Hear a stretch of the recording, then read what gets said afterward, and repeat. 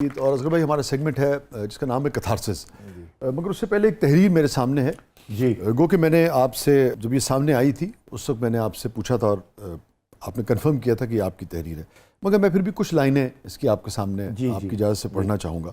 ایک طویل تحریر ہے، آپ اس میں لکھتے ہیں کہ میں ایک یونیورسٹی پروفیسر ہوں، اپنی مدت ملازمت پوری ہونے پر ریٹائر کر دیا گیا ہوں۔ آگے آپ لکھتے ہیں کہ مجھے بخوشی فارغ کر دیا گیا کیونکہ جو میں پڑھانا چاہتا تھا مجھے نہیں پڑھانے دیا گیا۔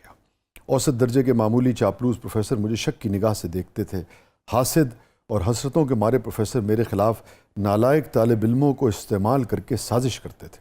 اگین اس عہد کا ایک المیہ ہے۔ پھر آگے آپ لکھتے ہیں میں جو پڑھانا چاہتا تھا نہ پڑھا سکا اور جو نہیں پڑھانا چاہتا تھا وہ پڑھانے پر مجبور ہوا۔ اصغر ندیم سید اس ملک کا بہت بڑا نام، بہت قابل تعظیم پروفیسر، انتہائی کریٹو آدمی جس نے درجنوں سپر ڈوپر ہٹس دیے معاشرے کو، وہ ہٹس جو لوگوں کی زندگیوں میں جوہری تبدیلی لا سکتے ہیں، سنجیدہ ڈرامے دیے۔ وہ لکھتے ہیں کہ آج اعتراف کرنا چاہتا ہوں کہ میں نے جو شاگرد پیدا کیے وہ ڈاکٹر، انجینئر، بینکر اور استاد بنے، مگر ان میں ایک آنچ کی کسر رہ گئی۔ اس کا اندازہ مجھے وقتاً فوقتاً ہوتا رہتا ہے۔ جب میں اپنے زخموں کے علاج کے لیے 6 دن ہسپتال میں رہا تو 6 لاکھ کا بل دیکھ کر بلبلا اٹھا۔ میرے کسی شاگرد نے کان میں کہا سر یہ تو آپ کو دینا پڑے گا کہ آپ نے ہمیں جو پڑھایا اس میں تو یہی کچھ ممکن ہے۔ دس از ویری پینفل سر۔ شاہ جی یہ بیسیکلی ایک کیتھارسس جیسے آپ نے کہا، یہ بھی میرا کیتھارسس ہے۔ میں نے 26 سال گورنمنٹ کالج لاہور میں اور اب 10 سال سے میں یونیورسٹی آف لاہور میں ہوں اور بیکن ہاؤس نیشنل یونیورسٹی میں رہا، وہ سر ہے NCA میں رہا۔ یہ کس کرب سے سر آپ نے لکھا ہوگا؟ یہ میں بتانا چاہتا ہوں کہ میں نے سسٹم پہ طنز کیا ہے، جو سسٹم پرزے پیدا کر رہا ہے، جو سسٹم انسان پیدا نہیں کر رہا۔ ایک ڈاکٹر کی نظر اس بات پہ ہوتی ہے کہ مریض مر جائے گا تو اس سے پہلے اس کے ورثاء سے فیس لے لی جائے، پرائیویٹ ہاسپٹلز، یہ سب کچھ آنکھوں سے دیکھا ہے۔ تو میں خود کو مورد الزام سمجھتا ہوں کہ ہماری تعلیم کا کوئی نقص ہے، کوئی ایک آنچ کی کسر رہ گئی ہے جس کی وجہ سے ہمارے اندر وہ انسان موجود نہیں ہے جس کو آپ دیکھ لیں، آپ عدالتوں میں جائیں، قانون قتل ہوتے دیکھیں گے۔ اصغر بھائی وہ سب چیزیں ٹھیک ہے، مگر آپ جیسے استاد کو، آپ جیسے جو ڈرامہ نگار ہے، جو شاعر ہے، اتنا کنٹریبیوٹ کیا، کوئی زندگی کا راہ چلتے ایسا شخص نہیں ہے جو کسی وقت آپ کراس کر رہے ہو سڑک اور آپ کا شاگرد وہاں سے نہ گزر رہا ہو۔ آپ جیسی ہستی کو تو معاشرے کو جسے کہتے ہیں نا موتیوں سے تول دینا چاہیے۔ میرا المیہ یہ ہے۔ ٹھیک ہے، میں نے یہ طنز کیا، میرا کرب یہ ہے، یہ اور رائٹ، میں نے طنز کیا ہے، حالانکہ بڑے اچھے شاگرد بھی ہیں، بڑے یعنی گداز رکھنے والے شاگرد بھی ہیں۔ یہ میں نے مگر بل دینا پڑے گا، بل دینا پڑے گا، سسٹم پہ طنز ہے۔ یہ سسٹم جو اس طرح کے طالب علم پیدا کر رہا ہے۔ میں نے ماشاءاللہ سب کچھ پڑھا ہے۔ نہیں آپ کو تو ضرورت بھی نہیں، آپ ماشاءاللہ میں یہ نہیں کہہ رہا، اصل میں تو تعظیم ہوتی ہے نا، بالکل رسپیکٹ ہوتی ہے معاشرہ جب۔ تو یہ میں نے آئینہ دکھایا کہ دیکھو تم ہر شعبے میں کس طرح کے لوگ پیدا کر رہے ہیں۔ کیوں اصغر بھائی؟ ایک تو آپ نے جیسے کہا، ایک تو آپ نے اپنے اوپر لیا، اپنی نسل کے اوپر لیا نا کہ ایک آنچ کی کسر رہ گئی تھی۔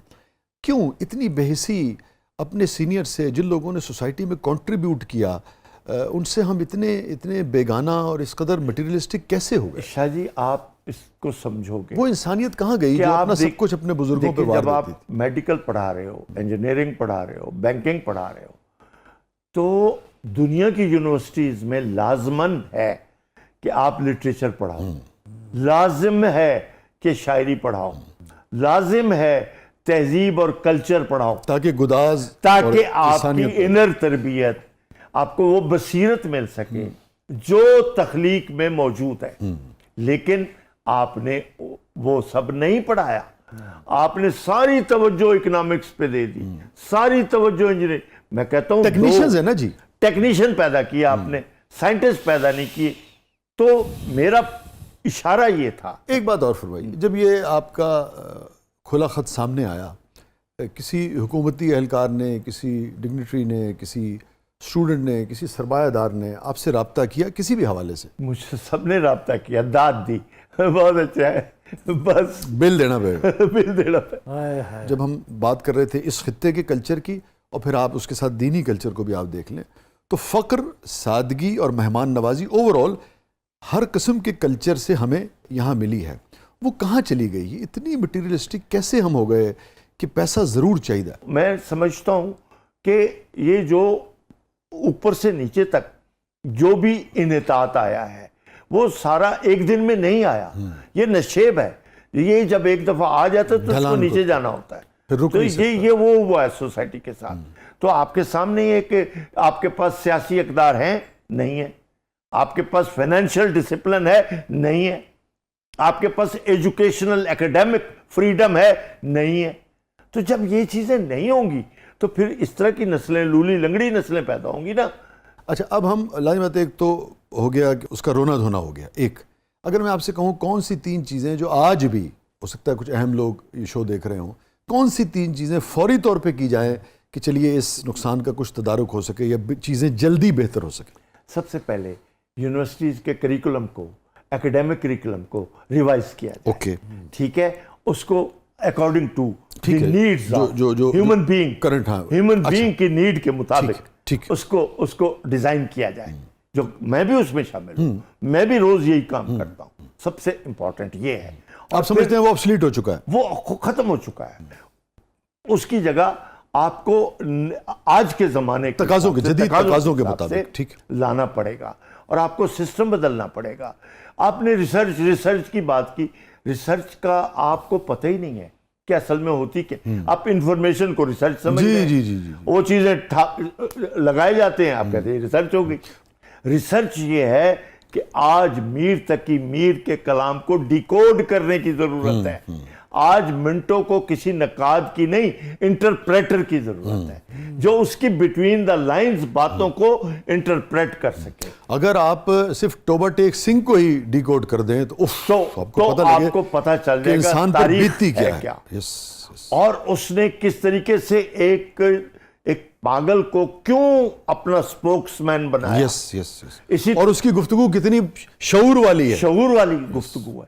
تو اسی طرح عالمی ادب میں بھی آپ کو ایسی چیزیں ملتی ہیں کہ جنہوں نے طنز کیا ہے بڑا گہرا، فرانس کی تحریریں، جرمنی تحریر، انہوں نے بڑا گہرا طنز کیا، برخت نے بہت بڑا طنز کیا ہے، کافکا کا جو ہے وہ اس کے اوپر، اس کے اندر کہ میں ایک رات سویا انسان کی شکل میں، اگلے دن میں کیکڑے کی شکل میں پیدا ہوں، کاکروچ کی شکل میں۔ تو آپ یہ دیکھیں خوفناک افسانہ، اور اسی طریقے سے ہر قوم نے اپنے سچ بولے ہیں، ہمارے رائٹرز نے بھی بولنے کی کوشش کی ہے، لیکن لکنت والا سچ ہے۔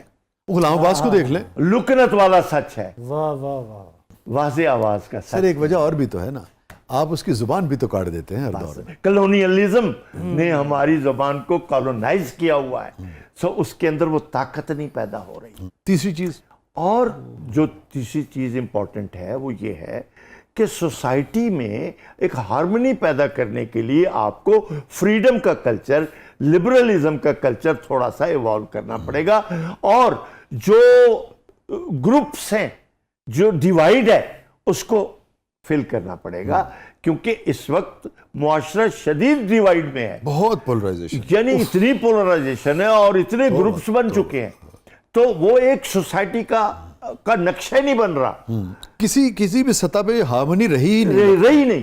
اس کو کریٹ کریں، لوگوں کو قریب لائیں، اور سوسائٹی کی ڈیوائیڈ کو ختم کریں، اس کو ختم کر کے اس کو ایک ایسی پلیٹ فارم پہ لائیں جہاں ہر آدمی ایک دوسرے کو سپورٹ کر رہا ہو، مل رہا ہو۔ جیسے ہاکی میں یا فٹ بال میں پاس دیتے ہوئے اور پھر پوری ٹیم جو ہے وہ گول کی طرف۔ بہت اچھی بات کی ہے، ہمیں اسی طرح پاس دینا ہے، ایک طبقے کو دوسرے طبقے، دوسرے کو تیسرے، چھیننا نہیں، کنیکٹ کرنا ہے۔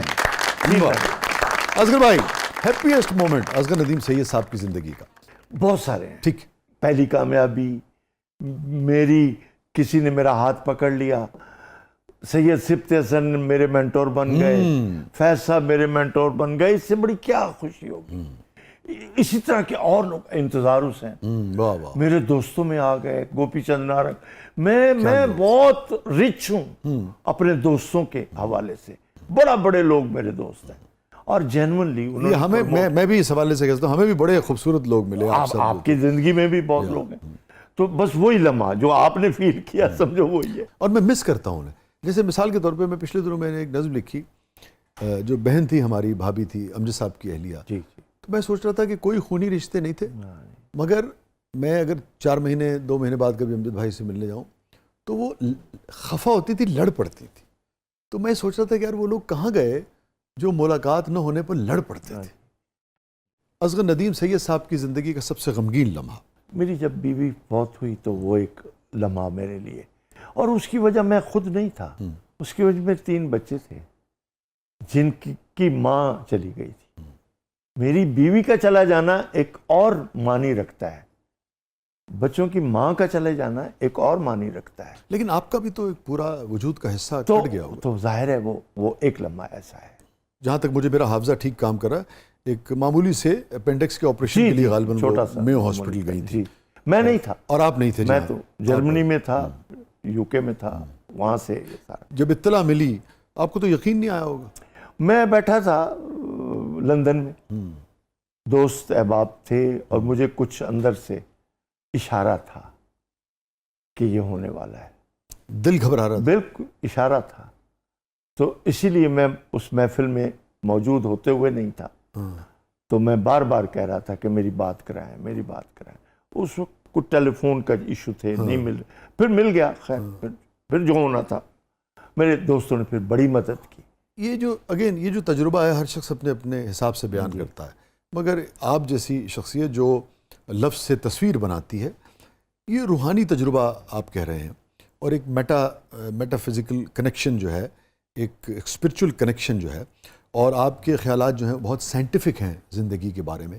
اس کو کیسے بیان کریں گے؟ اس تجربے کو آپ کیسے بیان کریں گے؟ بیونڈ بہت کچھ ہے. ہماری جو پریزنس ہے اس کے بیونڈ بڑا کچھ ہے. ہم کہیں اور بھی ہیں، ہمارے قصے کہیں اور بھی چل رہے ہیں. تو یہ اللہ تعالیٰ کا ایک نظام ہے. اور اس کیس میں کلیئر کٹ کئی انڈیکیشنز مجھے مل چکی تھی. اشفاق صاحب کا ایک خط آیا. آپ کو پتہ ہے اشفاق احمد تو لاہور میں میرے ساتھ، جی. انہوں نے ایک پوسٹ کارڈ میں مجھے لکھا کہ رات کو تمہاری آپا نے خواب دیکھا ہے، کہ نام لیا میری وائف کا کہ وہ ان کی طبیعت ٹھیک نہیں. اس کے بعد وہ سو نہیں سکی. پھر دعا دی کہ اللہ تعالیٰ آپ کو، وہ ابھی تک میرے پاس محفوظ ہے. یہ کیا تھا؟ یہ انڈیکیشن تھی. ٹھیک ہے. اچھا، میرے بھی مشاہدے میں، مطالعے میں اور تجربے میں یہ چیزیں گزری ہیں. جہاں تک میں آپ کے خیالات سے آگاہ ہوں، آپ تصوف پہ بہت زیادہ شاید یقین نہیں رکھتے، اور مگر یہ جو چیز ہے اسپرچویلٹی کی، اس کو کیسے دیکھتے ہیں؟ اس کو آپ تصوف کے ساتھ جوڑتے ہیں یا اس سے الگ رکھتے ہیں؟ یہ موجود ہے. اللہ تعالیٰ کا احساس ہر مسلمان کو ہے. اللہ تعالیٰ ہے اور وہ ہوتا ہے. یعنی یہی تو اس کی بڑائی ہے کہ وہ موجود ہے، اور وہ پھر آپ کو بتاتا ہے کہ میں موجود ہوں. تو مجھے تو کئی لمحوں میں اس نے بچایا ہے، اور ساتھ وہ مجھے دکھائی دیا ہے کہ وہ ہے، وہ موجود ہے. تو میری تو زندگی کا حصہ ہے. تو آپ کا تصوف پہ بھی یقین ہے؟ تصوف اب ایک فلسفے کے طور پر ٹھیک تو اور چیز ہے نا. ٹھیک ہے. ایک ہے جو آپ پریکٹس کر رہے ہیں. نہیں، تصوف کے اندر جو روحانیت کا ایلیمنٹ بالکل ہے. کیوں نہیں ہے؟ آپ اس کیوں میں نہیں ہے؟ بالکل ہے. اور اس میں کئی چیزیں سچ ہوتی ہیں. ہاں.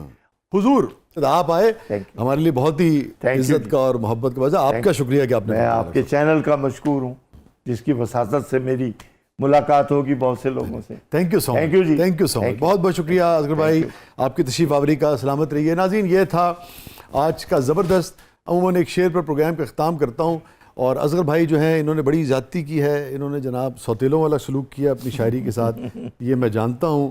اس پر الگ سے کسی دن بات کریں گے.